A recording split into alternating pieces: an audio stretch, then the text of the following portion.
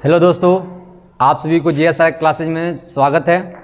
मैंने पिछले वीडियो में बताया था कि बहुपद किसे कहते हैं, पर अब जानेंगे बहुपद के प्रकार कितने होते हैं। आइए हम समझें कि बहुपद कितने प्रकार होते हैं और कौन कौन से होते हैं। ठीक है, तो हम सबसे पहले जानते हैं कि बहुपद के प्रकार। बहुपद के प्रकार देखिए, हम सब जानते हैं कि बहुपद के दो प्रकार होते हैं। कितने प्रकार होते हैं? दो प्रकार होते हैं। पहला होता है पदों के आधार पर। पदों के आधार पर। दूसरा होता है घातों के आधार पर। घातों के आधार पर। देखिए, हम जानते हैं कि बहुपद कि कितने प्रकार होते हैं? दो होते हैं। पहला होता है पदों के आधार पर, दूसरा होता है घातों के आधार पर। पदों के आधार पर बहुपद चार प्रकार होता है। अब इसका भी प्रकार होता है। कितना प्रकार होता है? चार प्रकार होते हैं। पहला होता है एक पदीय बहुपद। एक पदीय बहुपद। पहला क्या होता है? एक पदीय बहुपद। दूसरा होता है द्विपदीय बहुपद। द्विपदीय बहुपद। तीसरा होता है त्रिपदीय बहुपद। त्रिपदीय बहुपद। चौथा होता है शून्य बहुपद। शून्य बहुपद। आप सभी ने देखा कि बहुपद सबसे पहले जानते हैं कि बहुपद कितने प्रकार होता है। तो बहुपद दो प्रकार होता है। पहला होता है पदों के आधार पर, दूसरा होता है घातों के आधार पर। जो पदों के आधार पर बहुपद होता है उसका कितने प्रकार होते हैं? चार प्रकार होते हैं। पहला एक पदीय बहुपद, दूसरा द्विपदीय बहुपद, तीसरा त्रिपदीय बहुपद, चौथा शून्य बहुपद। यानी कि जो पदों के आधार पर बहुपद की संख्या होती है कितनी होती है? चार होती है, जो आपके सामने लिखा हुआ है। साथ में आते इधर घातों के आधार पर बहुपद कितने होते हैं? तो घातों के आधार पर बहुपद तीन प्रकार के होते हैं। कितने होते हैं? तीन प्रकार के होते हैं। पहला होता है रेखीय बहुपद। रेखीय बहुपद। दूसरा होता है द्विघाती बहुपद। द्विघाती बहुपद। तीसरा होता है त्रिघाती बहुपद।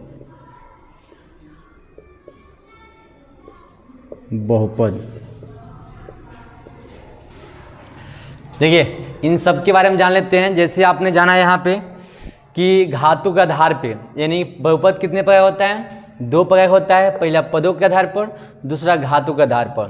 तो पदों के आधार पर कितना पढ़ लिए?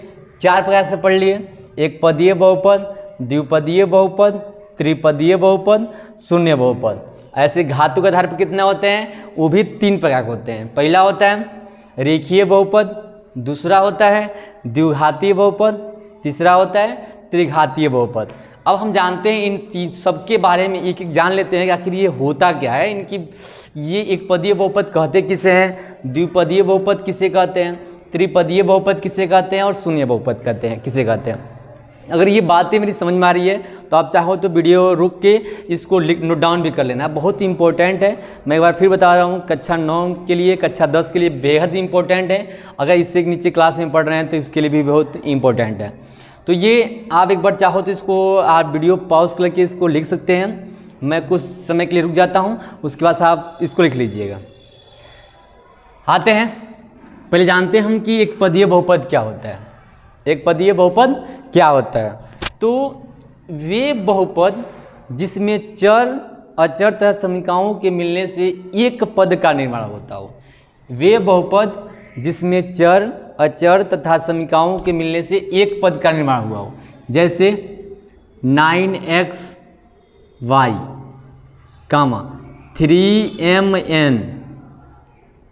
3mn, 4ab। ये क्या है? जो आपको सामने दिख रहा है 9xy, 3mn, 4ab, ये सब क्या है, एक पदीय बहुपद है। ये सब किसके अंतर्गत आते हैं, एक पदीय बहुपद के अंतर्गत आते हैं। दूसरा क्या होता है, द्विपदीय बहुपद। दूसरा क्या होता है, द्विपदीय बहुपद। तो वे बहुपद जिसमें चर अचर तथा समीकाओं के मिलने से दो पदों का निर्माण हो, कितने पदों का, दो पदों का निर्माण होता है, उसे क्या कहते हैं हम, द्विपदीय बहुपद कहते हैं। जैसे 5x² प्लस 8x, या कर लीजिए 3a² प्लस 2b, ये सब क्या है, द्विपदीय बहुपद है। यानी कि जो द्विपदीय बहुपद किसे कहते हैं, जिसमें सिंपल यानी कि जिसमें दो पद हो उसे द्विपदीय बहुपद कहते हैं, जिसमें एक पद हो उसे एकपदीय बहुपद कहते हैं। तीसरा होते हैं त्रिपदीय बहुपद। वे बहुपद जिसमें चर अचर तथा समीकाओं के मिलने से तीन पदों का निर्माण होता है, उसे हम त्रिपदीय बहुपद कहते हैं। जैसे 3x² plus 9x plus 8, 5a² plus 6b plus 9, ये तीनों क्या है, त्रिपदीय बहुपद है। जिसमें एक पद हो उसे एकपदीय बहुपद, जिसमें दो पद हो उसे द्विपदीय बहुपद, जिसमें तीन पद हो उसे त्रिपदीय बहुपद कहते हैं। आगे आते हैं शून्य बहुपद। क्या होता है कि वे बहुपद जिसके सभी गुणांक क्या हो, शून्य हो। वे बहुपद जिसके सभी गुणांक क्या हो, शून्य हो, उसे शून्य बहुपद कहते हैं।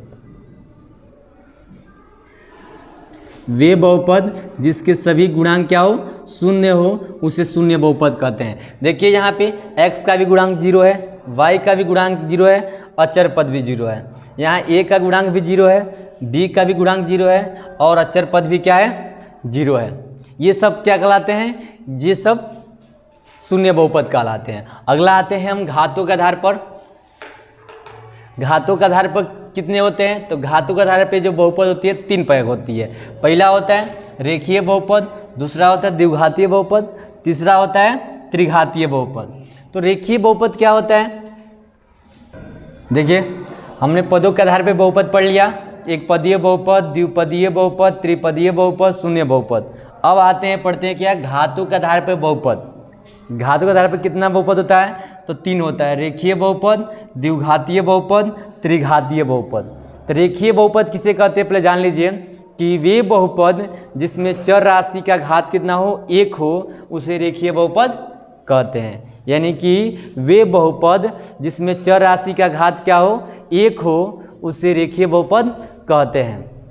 जैसे सुन लीजिए 3x प्लस 9y प्लस 8, ये रेखीय बहुपद हो गया क्योंकि x और y का घात कितना है, एक है। एक और देख लीजिए 2a प्लस 3b प्लस 9, ये भी क्या है, इसमें a और b का मान कितना है, एक घात एक है।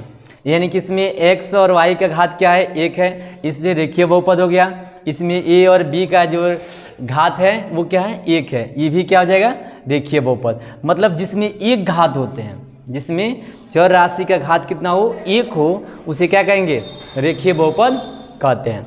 आगे आते हैं द्विघाती बहुपद क्या होता है।